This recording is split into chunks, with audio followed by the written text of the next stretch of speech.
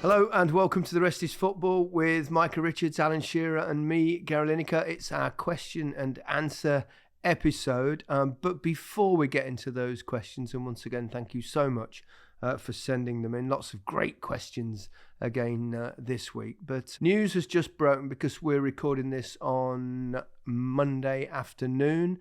News has just broken that Everton's point deduction of 10 points has now been reduced to 6. So they've got 4 points back, which takes them up a couple of places in the league and obviously a few points clear of the relegation zone. Don't get too carried away though, Everton fans, because of course there is the threat of a further point deduction looming possibly in the near future, along with Nottingham Forest, one of their fellow challengers, people fighting against relegation. So it's sort of, Alan, isn't it, a little bit how we predicted and many people thought would happen. Funny that, isn't it? Yeah, we like so many others said that we felt that they would get 3 or 4 points back, and we all thought it was a really harsh deduction, the 10 points anyway, didn't we? From what we understood the charges to be. So in a way, it's no surprise, and there's a huge but, because of obviously the other charge that has been put to them, and obviously Nottingham Forest also. So we'll have to wait, I guess another month before we hear, or month-ish, before we hear of that. But yeah, at the minute, it's really good news for Everton and for all their fans. I just think, though, if you're a player, Everton have been on the back of some rubbish results. It seems like there was lacking a little bit of confidence, but this just gives you the boost that you need, doesn't it? You see, you're looking down rather than up in the table, and now I just think the confidence that could bring. I know you mentioned about what could come down the line, Alan, and they'll have to deal with that, of course. But for now, it will just give them the little bit of spirit that they've been, I won't say lacking, but just when you're on a little bit of a rut, it's really hard to get out of that. So, yeah, great news for them. Yep. Yeah, I think in many ways, as they're going through a bad run, obviously, at the moment. Was it 9 games now, I think, without a win? Initially, getting that point deduction seemed to galvanise them, didn't it, into action. And as we all know with those things, they're generally short-lived. This might also have a galvanising effect in a slightly different way. Yeah, I mean, they'll feel vindicated. And having read Everton's statement, it was also about them proving the point. I think there was a charge of sort of not cooperating, which that has also been dropped as well. So they'll feel vindicated in appealing and doing that. And I mean at the minute, that is it. It's a huge boost and a huge lift for Everton, or it should be, and a bit of a kick for the other teams in and around them. When you're where you going for the league, I don't know if you did this when you guys were playing, you would sort of gauge it and see how many points you would need per game to ever get in the Champions League, to win the league, roughly the idea of points per game. But if you look at it, I think Everton now, with them points back, they're on 25, I believe. We always say, get 40 points, you stay up. But the last couple of seasons, you only really need 35, 36, I believe, to stay up. And if you think, you've got 12 games left and you only need roughly 10 points-ish. That's a target the whole team can get behind. Unless, of course, they get more points. Of course, but you can't control that at this moment in time, you know? No. Okay. All right, let's move on to our questions now. Morris Moore. Hi, guys. I absolutely love the insight we get on a footballer's career on a weekly basis. My question is, what's it like playing with someone who doesn't speak the same language as you? Or in Gary and Micah's case, how did you get on when you were in Japan and Italy? Oh, my God. I'll go first. Learning Italian was so hard. When I go into training and they got the basics. So, like, you might say 1, 2, or you might say wamo, I think they say, which means man on, or vai di là, means like go over there. Like the basics of Italian. Go over there on the bench.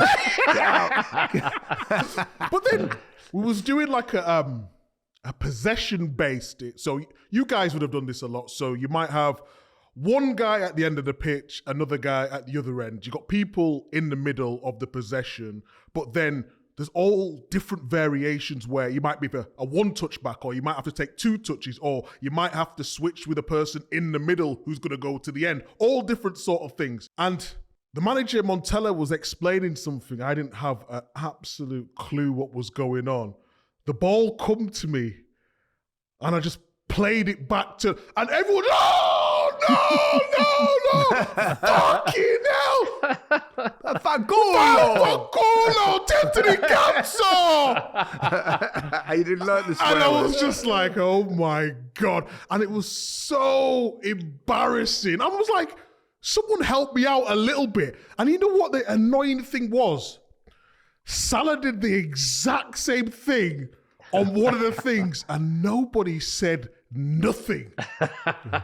Isn't it amazing how when the foreign guys come in, or you guys go into a team abroad where the first language they know is just swear words, isn't it? Yeah. Oh yeah, I remember sitting on a team bus in Barcelona, and we were driving. It was the first time I've been with a whole squad, and the reserve goalkeeper was quite a character, and I ended up sitting next to him. And he got a piece of paper out, and he drew a woman's body and a man's body, and he told me all the names for the bits of the body that obviously you'd be perhaps interested in. That's my first ever Spanish lesson. Then I went to school actually 3 times a week for 2 years in Barcelona. And when I went to Japan, that was obviously tougher, but I did have an 8-month period where before I went, so I had lots of Japanese lessons as well. But I mean, Japanese was hard. Ooh, while we're on the subject of Japan, Okazaki's just announced his retirement, I saw this morning. One of your favourites? One of my absolute favourites. And producer Harry here, next to me, his absolute favourite player, because Harry was born in Japan, of course. He was born in Nagoya. We still call him Harry-chan to this day. And actually, he's dug out his shirt from the 2016 season that he wore every match that Leicester played, and on the back of it is Okazaki, and he's wearing it. I'll take a picture later. We'll put it in the newsletter of his back. Love it, Haz. You don't want to see his face. Come on, Haz. Come on, get yourself in here, Haz. We want to see it. Come on. Here he comes. And this side is coming round. Can you see it? There we go. There we go. Love it, Haz. There we go. Love Okazaki. We love Okazaki. Absolute integral part of Leicester's title-winning season. Played the first 60 minutes of every game, ran himself ragged. And so good luck in your future, Okazaki. Trevor Birchall asked the question, hi guys, question for Alan. I've just seen the sad news about Chris Nicholl. What did he mean to you, and how did he help you with your career? And he's obviously talking about that. Sadly, Chris Nicholl died. Well, it was announced yesterday, and he was your first manager. Am I right in saying, Alan? Yes, he was. Yeah, he was the manager that gave me the opportunity. He believed in me. I mean, I was scoring goals in the youth team, and then I got the nod off him to say, "You're in, you're playing." And so, I owe him a huge amount. He was a great man. He gave so many debuts. I mean, he gave me mine, Matt Letizia, Neil Maddison, if you remember, yes. all those guys. So we were all apprentices coming up, being brought up at the Dell as it was then. And he believed in us all, gave us our debuts, and we all went on to have decent careers. So owed him a lot. He was a really tough guy, but I was going to fair, ask you that. yeah. You told us some great stories about him. He came across as a real, as you said, tough, but like a hard man. Yeah, he was. But taskmaster. I think that's who he was. That's what his character was. And when he was a no-nonsense centre-half, and he was like that as a manager. I mean, when he gave me my debut, and after I signed a new contract the week after that, And then about 18 months, 2 years later, I thought I was doing really well. And I didn't have an agent at that particular time. And I thought, I'm going to go in and ask for a wage increase. And I was only this scrawny little 18 or 19-year-old kid. So I was really nervous, thinking, is this the right thing to do? Going into this the manager's office. It was a big thing anyway. So I knocked on the door and sort of walked in, and he sat at his desk. And I think I was on about 250 quid a week. So this would have been in 1990, something like that. And he says, yes, how can I help you? And I said, well, things are going pretty well for me at the moment and the team. And I just think, compared to all the other players, because you go around all the other players, what you want, how much? And I was the lowest in the dressing room. And I think it's only fair that I get a wage increase. And he thumped his hands on the desk and he went, "You're not fucking getting a wage increase." And I'm like, okay, that's fine. Thanks very much. And I went scuttling out the office, and I thought, I'm never going to do that again. Get myself an agent quick. Oh God! But he was that type of character, and some of the stories that we've told, and of course you all know that when I scored my hat-trick on my debut, he got me in the next morning to clean all the kit, but that was brilliant. That's exactly what I needed and all the youngsters needed, and just to keep our feet on the ground. So such a sad loss, and send all my best wishes to his family. A very, very difficult time. Yeah, absolutely. Rest in peace, Chris Nicholl. Dave T asked the question, as a top-level footballer, how much difference does the manager make? Is it not a case of where top-level players know what they are doing and perform regardless of who is on the touchline? Now, this is a question that's so difficult to answer, isn't it? How important is the manager? Obviously, he's massively important, but it's hard to say exactly how important. I mean, it depends, doesn't it? Because if you look at someone like Klopp and the atmosphere he's created at Liverpool, bringing through the youngsters, created a massive group. Then you go to Pep, who's invented new positions, and okay, people would argue he's always had the best, but he's getting the best out of them players and taking them to the next level. Look at, we talked about Stones the other day with that position, Cancelo coming from left back, right back into midfield, winning a league without a recognised striker. I think the manager is really, really important tactically, but really as a person, personally, I couldn't care less what the manager was like. You couldn't know, could you? As long as you're playing well. As long as he's picking you. Exactly. As long as he's picking you and you're playing well, it personally doesn't really matter, in my opinion. I think it's hard because I don't think I played for what I would describe as a bad manager. So therefore, it's hard to describe the difference and hard to know the difference between how much difference they actually make in terms of your performance or the team's performance. I mean, you've said a couple of the managers you weren't overly impressed with, though, Micah. Was it Remy Gard? Was it at Villa? No, but you know what? People always ask me about this. Like Remy Gard, and I've been maybe a little bit disrespectful before, and yeah, well, you said he was shit. Apart from that, you said he was all right. He's French, though, so he says merde. He meant well, and he's obviously a good coach. You don't get these jobs if you're not a good coach. But what we needed at the time at Aston Villa, he wasn't the right fit, and he just had, I don't want to say arrogance because it might not be fair, but when a manager's come from somewhere and has done something, and like when Capello came to England and was almost like, okay, sit up straight now. He's a great manager. He's going to do something great with us. When Remy Gard come into the changing room and when he used to do his team talks, like people used to be nudging me, like wanting to laugh. It didn't have the authority that the group needed. So maybe it was just a bad timing for him. But yeah, for Aston Villa, he wasn't the greatest. Do you not think because of the times have obviously changed massively. Even from you when you were playing, maybe Micah. Mm-hmm. Do you not think that a manager nowadays, so much more of it is about psychology. Yes. And about understanding the player, who he is, what he is or she is. And basically, I don't know. I mean, it must be such a difficult job doing that. But looking after the players, telling the players how great they are, you got to handle all their problems. Whereas most of all, 20, 30, 40 years ago, was probably about getting a player out onto the pitch and not really bothered about what goes on in the background. It's very true. It's obviously it's a massively important role. That's why the big managers are so sought after. But actually defining the levels in terms of percentage of how important it is to overall having good players, and obviously the managers involved in bringing the right players in and all that. But I think it's safe to say they are hugely important characters at any football club. Yeah.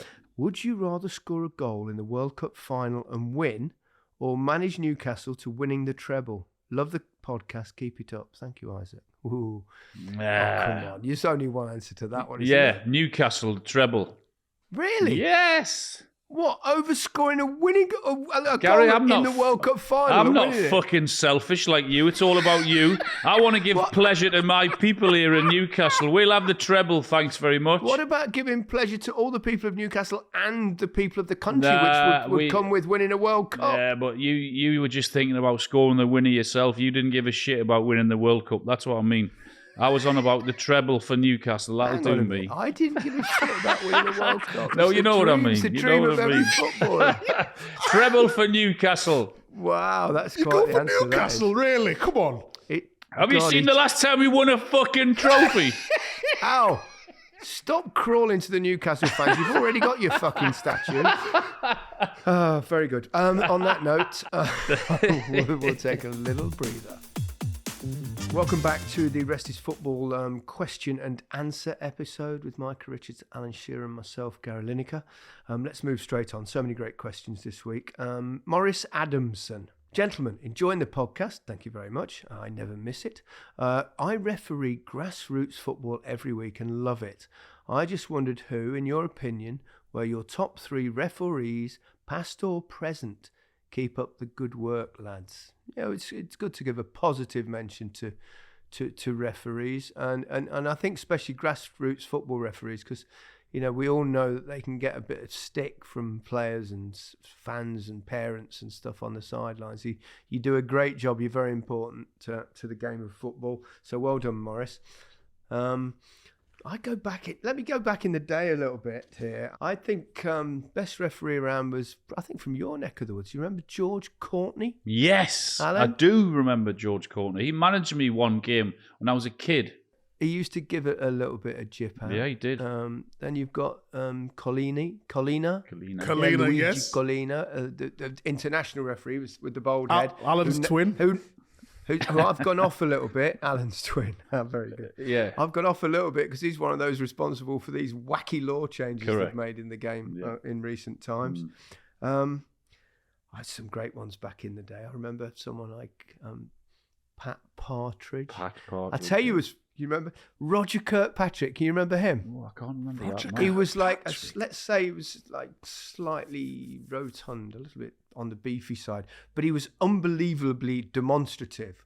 Have you ever seen the film Kes, with the scene where like the head teacher plays Bobby Charlton in a game of football, and he's also he's a little bit like that character for those that have seen that film way back when.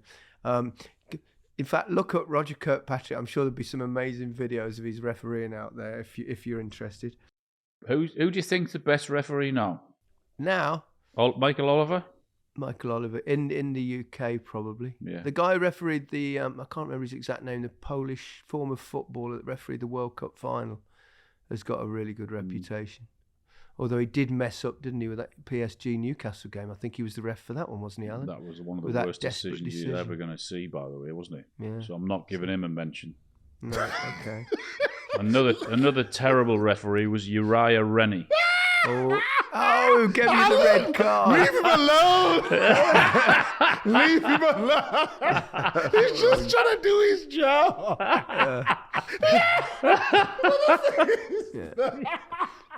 Ryan Reddy. Another one way back from my days. Can you remember? You won't remember Micah, but Alan might, possibly Clive Thomas. Yes, Clive Thomas. Clive Thomas, Welsh referee, who refereed for years, and he was also quite demonstrative, and he was famous. Can you remember? I think it was the '78 World Cup in Argentina when Brazil was Brazil against Sweden, I think, and it was 1-1. And they'd played 40. It was a corner, and it was like the 90th minute. And the clock was ticking, and they were waiting to take the corner. And they took the corner on 90 minutes and I think 5 or 6 seconds. And as he took it in, as he hit the corner, it was on the way into the box. He blew the final whistle, and Zico headed it in. And they've all gone to celebrate, and he's gone, no. Pointing to the tunnel, and everyone walks off. And he got absolutely lambasted for that. I bet, yeah. So Roger Milford was another. Roger Milford, remember? Yeah, Roger Milford was back in the quite day, a colourful character. Yeah. Martin Atkinson, he was a class act. Yeah. He was just measured, nice, wasn't all about him, tried to let the game flow. I've got to give a shout out to Martin Atkinson. Yeah. It's a tough job. It's a thankless task, isn't it? I must admit, we're guilty as everyone else of giving him a hard time, but it's a tough old job, really. Yeah, but I mean, I don't want to sound like an old fart, but before you tell me I do, but you could have a bit of crack with them years ago, couldn't you? I mean, if you said something, they would tell you, oh, fuck off. They would tell you where to go, wouldn't they? Do you not think there'll be the odd one that does that now? No, I don't know, because they're all mic'd up. They're all mic'd up, and can you imagine? Yeah. They're all. If a referee tells someone where to go, it'll be like everywhere. I mean, it's a very good point. We've got one from further afield, from the Czech Republic. Andrej Sturma. I'm sure I've said that completely wrong. Hello, I'm from the Czech Republic, and this is my favourite podcast. So keep up the great work. Well, thank you very much. Thank you. The best one was with Thierry Henry, but I'm an Arsenal fan, so I'm a bit biased. It was a good episode. I would be really interested in how you three rated Cesc Fabregas, mainly during his peak years at Arsenal. For me, he has to be up there with the all-time best that the Premier League has seen. What do you think? Well, he was a wonderful footballer, Cesc, and a great guy as well, I must say. Lovely man, great footballer, elegant, classy, brilliant on the ball. Top all-round player, wasn't he? What a career. Yeah. Won practically everything. I think the only thing that he didn't win was the Champions League, which was amazing because he had spells at Barcelona, and the only time really in that period when they didn't actually win it. But he was such a brilliant passer of the football, wasn't he, as well? Such great awareness and vision. Get his goals as well, Micah. Yeah, I mean, I think he was... When we talk about midfielders, you've got to put him right up there. He sort of gets skipped by from time to time, but Fabregas was the original in terms of getting on the ball, going into a deep position, never give the ball away. Then he played a little bit more advanced. Sometimes his time at Barcelona, he was playing a little bit more advanced, which probably couldn't get the best out of him. But when you've got Xavi and Iniesta, it's always going to be tough, isn't it? But in the Premier League, he certainly goes down in top 10. He was playing at that time as well where they didn't really have a centre forward, Spain? Yeah. Yeah, sometimes he would have kind of played that kind of number 10. Yeah, float and roll up there, yeah. But he was very David clever. Villa, but he often used to play him a little bit wide sometimes. But, I mean, David Villa, he was fantastic, wasn't he? Another question from Savas Losifides, or something like that. Hi guys, love the chemistry between the three of you. Really enjoy the podcast. If you could add 3 players who played for Liverpool at the past to the current squad, who would those be? Oh, blimey. 3 ex-Liverpool players that would improve this particular squad. Gerrard, number 1. Yeah, Gerrard was... that's not, Kenny Dalglish. Dalglish. Has to be in there. And maybe, I don't know. Hansen and Van Dijk at the back. Oof, blimey, that would be tasty. I mean, they've had so many great players over the years, haven't they? I know, yeah. Ian Rush, that Yeah. Go. would have to be there. Suarez. Ooh. Suarez. Yeah. Take your pick. 2 English clubs were involved in the 2 most dramatic Champions League finals ever, Keith asks, but which was best, Manchester United 99 or Liverpool 2005? I was at that game in 99. I sat behind George Best. Really? And George Best left the ground with about 15 minutes to go. No way. Yeah. Really? He did. Wow. He did, bless him. Yeah. And he missed the magical moment. I lost my wallet when Manchester United scored their second. You've got a wallet? Wow. I did have then. No. I've still got the same one. It's got the cobwebs in. Any chance of buying a pint then? Not now. The final went. It was so exciting at the end of the game. I was jumped up, and I think it fell out my pocket. Either that or it got lifted at that point. But, One final question. Let's go with. Here you go. It's one for you, Alan. I quite like this one. And I want to know what the answer is. So, hi lads, loving the podcast, thank you. This is a question for Alan. Hypothetically, Erling Haaland has just overtaken your Premier League record by 1 goal come the end of his career. You are offered the chance to play one final game in your prime to try and retake top spot for eternity. But it is for Sunderland. Would you say yes? Great question. Would I? I'm not going to swear. Would I? Yeah. Would I? Fuck. Play for Sunderland? Are you mad? No chance. Forget it. Brilliant. Yeah. Great question. Question from George. You all have connections to Premier League and Championship teams, but do any of you have a soft spot for anyone in League One or League Two? Love the pod. Keep it up. Thank you, George. I wouldn't say League One or League Two. We like all football, don't we? But I've got to give a shout out to Oldham Athletic. I was there from 11 till 14, and then I went to Man City at 14. And I didn't know that, Micah, that you were at Oldham. No. Did you not know that? No. Isn't that the highest ground in the league in terms of altitude? Oh, I don't know. Well, it's right near the think motorway. West Brom's the other one that competes. It might be because when you go past the motorway on the M62, it says this is the highest part of the motorway. So it might be Boundary Park. Boundary Park, of course. So were you weren't there when the AstroTurf was there, were you? What year was that? We used to train on the AstroTurf at the. Well, it wasn't at the ground. It was at a training park. But it was great memories at Oldham. I used to love it. The staff were great. We had some really good players, but Man United and Man City used to nick all their best players, when I got to a certain age. So anyway, I get to go to Man City at 14, fast forward till about 2005, 2006, 2007, when I'd 17, 18, 19. And we all get fan mail. That's a thing that we all get. It comes to the training ground and all that sort of thing.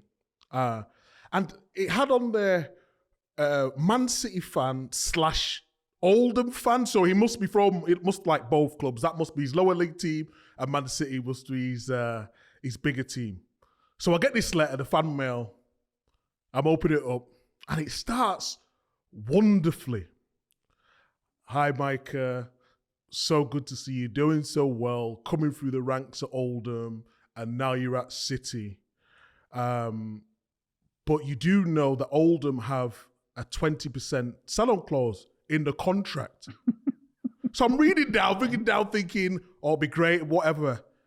And at the end of the letter, it puts, P.S., I think it's best for all parties for you to leave now so we can get some money in the kitty for Oldham. You've done what you needed to do, and I think it's time you should leave. So I'm like, have I just read this right? He wants me to leave because Chelsea apparently at the time was in for me for 20 million and Man United for 20 million. And for Oldham, it would have been 4 million quid. So Yeah, well, that's he made out like he wanted me to prosper in life, and all he was thinking about was his £4 million sell-on clause. P.S. from the Oldham chairman. quite probably. Have you got a lower league team you follow, Alan? I've got one, Leicester. They're in the Championship. I like, as a club here, Gateshead. I used to obviously train there as a kid when I was 12, 13, 14, the Gateshead International Stadium. So, and I often drive past it. Been there a couple of times in the last few years. Went for a cup game. They had an FA Cup game a couple of years back as well. So, yeah, Gateshead. That's it. Thank you very much once again for your many questions that you send in. Some crackers again this week. So thank you so much for that. We'll be back later in the week. But for now, goodbye from me. Goodbye from me. Goodbye from me. Thanks.